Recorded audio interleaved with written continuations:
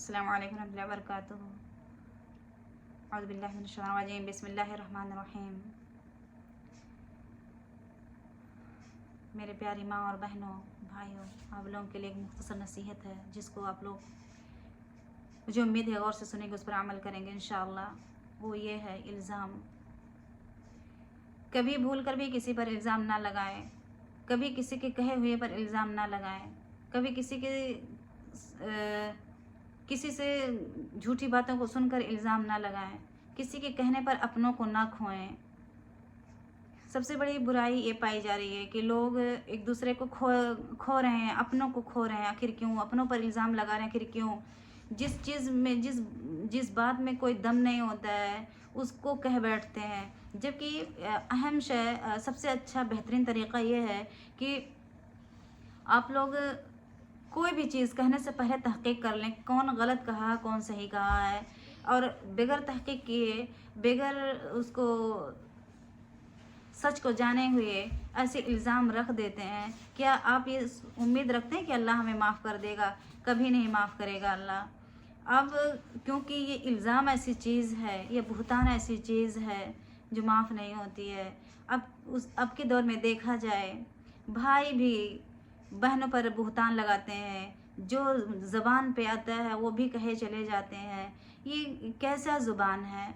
ये कैसी ज़ुबान है उनकी? कैसा तरीक़ा है? एक अपनों को अपनाने के बजाय एक दूसरे के कहने पर अपने ऐब को छुपाने के लिए बहनों पर बुहतान लगाते चले जाते हैं। क्या इस्लाम ने यही कहा है? मेरे उन भाइयों से गुजारिश है, उन बहनों से भी गुजारिश है, उन माँओं से भी गुजारिश है, किसी को भी कुछ इल्ज़ाम लगाना हो तो बेगर जाने बुझे ना लगाया करें, क्योंकि आप नहीं जानते, अल्लाह से बेहतर नहीं जानते हैं। आप कह रहे हैं उसके अंदर अगर वो बुराई नहीं है, वो ऐब नहीं है, वो इल्ज़ाम के काबिल नहीं है, तो ये सोच लीजिए कि आप खुद उसके हकदार हो गए हैं। और इल्ज़ाम वही लगाता है बहन पर या बहन उस पर जिसके अंदर क्या नाम है, गैरत होती नहीं है। वो भाई ही कैसा जो अपने बहन पर इल्ज़ाम लगा दे, इतना उसके अंदर गैरत नहीं, उसको शर्म नहीं आती है, कैसे लगाए। इन चीज़ों को समझने की ज़रूरत है। ऐसा लोग क्यों करते हैं? ये दुनिया मुख्तसर, ये मत सोचें मेरी ज़िंदगी हमेशगी की यहाँ है। यहाँ बहुत मुख्तसर वक्त है आपके लिए। ये जो वक्त गुज़रता है ना, ये आपके लिए आपकी ज़िंदगी का हिस्सा गुज़र रहा है। ये 4 दिन की ज़िंदगी है। ऐसा ना करें, मिलजुल के खुशी से अपनी ज़िंदगी को गुजारने की कोशिश करें, प्यार मोहब्बत को अपनाने की कोशिश करें। लेकिन ऐसे चोटें देते चले जाते हैं जिसको भूलना भी मुश्किल हो जाता है।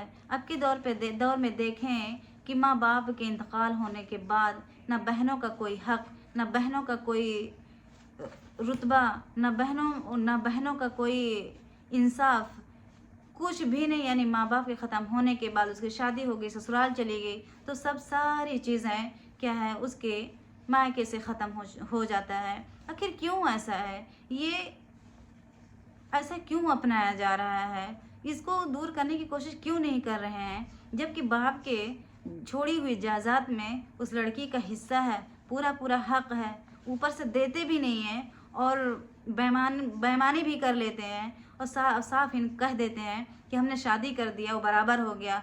कि आप अल्लाह से ज़्यादा बड़े हैं, अल्लाह से बेहतर जानते हैं? अल्लाह ने आपको पैदा किया है, जिस दिन अल्लाह आपसे पूछेगा आप क्या जवाब देंगे? हक मार के रख रहे हैं, बुहतान भी लगा रहे हैं, इल्ज़ाम भी लगा रहे हैं, हर तरह का कहते जा रहे हैं। क्या शर्म नहीं आती है?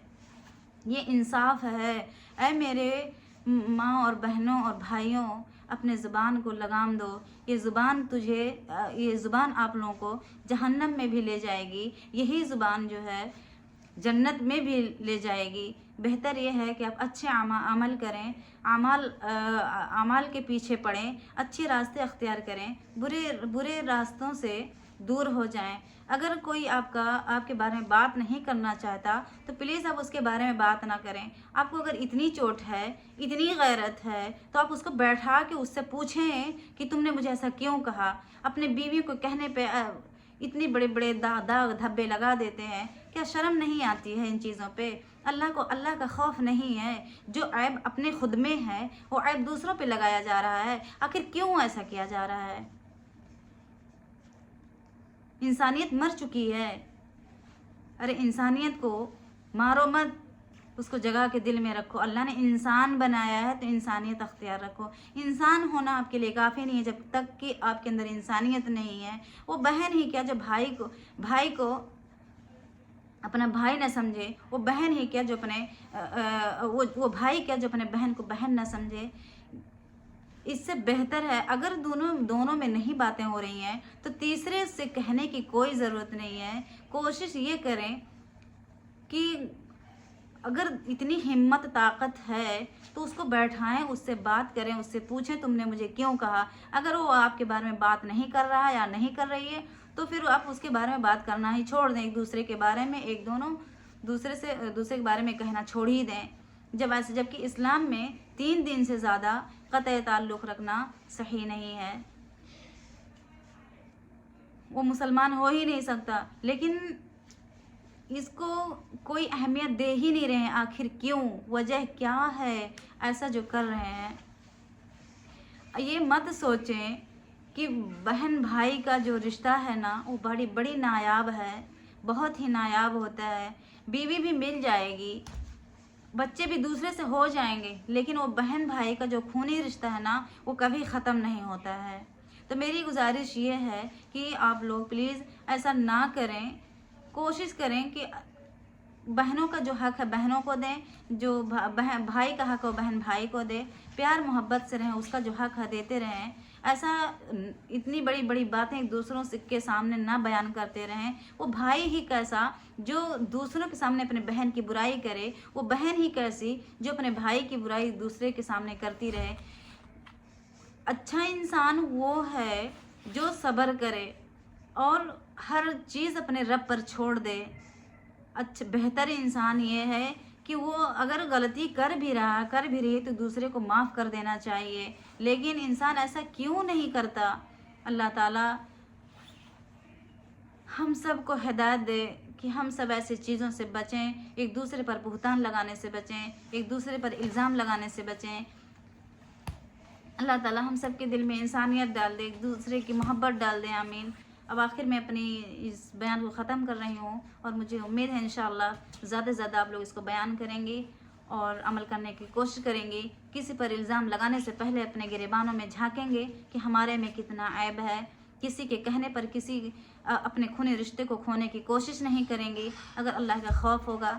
اب اللہ تعالیٰ ہم سب کو ہدایت دے کہ ہم سب ان چیزوں سے بچیں. آمین. وآخر دعوانا الحمدللہ رب العالمین. السلام علیکم ورحمۃ اللہ وبرکاتہ.